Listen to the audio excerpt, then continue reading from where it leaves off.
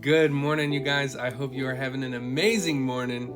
Today, here, it is a beautiful fall, crisp morning. Got my Jitta juice ready to go. Spend time in the Word. And as always, if you have not spent time in the Word yet, your boy got you. This one is amazing. I love this word. It's coming out of James chapter 4, verse 17. And it says this: If anyone then knows the good they ought to do and doesn't do it, it is a sin for them. And the study note breaks it down like this. It says, we tend to think of sin as doing what is wrong, but James tells us that sin is also failing to do what is right. These two kinds of sin are sometimes called sins of commission and sins of omission. It is a sin to lie. It can also be a sin to know the truth and not tell it. It is a sin to speak evil of someone. It is also a sin to avoid that person when you know he or she needs your friendship. You should be willing to help as the Holy Spirit guides you.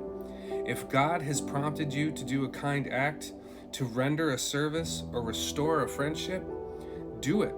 You will experience a renewed and refreshed vitality in your Christian faith. And I love this verse because it all goes back to being led and convicted by the Holy Spirit. I see videos all the time on TikTok, and sometimes I get questions from people asking, is this a sin for me to do? Is this a sin for me to do? Is this a sin for me to do?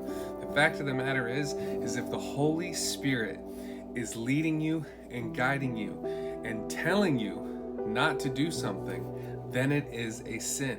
Number one. Number two, if it goes against God, if it goes against His Word, if it's not glorifying Him in any way, shape, or form, then probably you shouldn't be doing it because it's probably a sin. We as Christians should be living our lives for God. We shouldn't be asking, is this a sin? Is this a sin? Am I allowed to get away with this? Am I allowed to get away with that? What we should be asking is, Lord, how can I live for you today?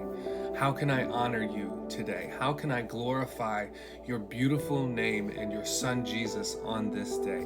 Holy Spirit, please guide me and lead me and teach me and mold me and shape me to how you want me to live this day so that I can glorify and honor you in heaven. We shouldn't be looking to get around God and see what's good and what we can do and what we can't do and find a loophole. We should be doing everything that we can to live our lives for Him because He is worth it. And what His Son did for us on the cross, we can never repay it, but we can do our absolute best to live a life for Him.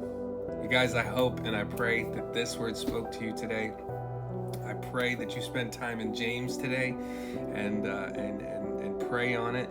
And I hope the Lord speaks to your heart. You guys have an amazing, beautiful, wonderful day.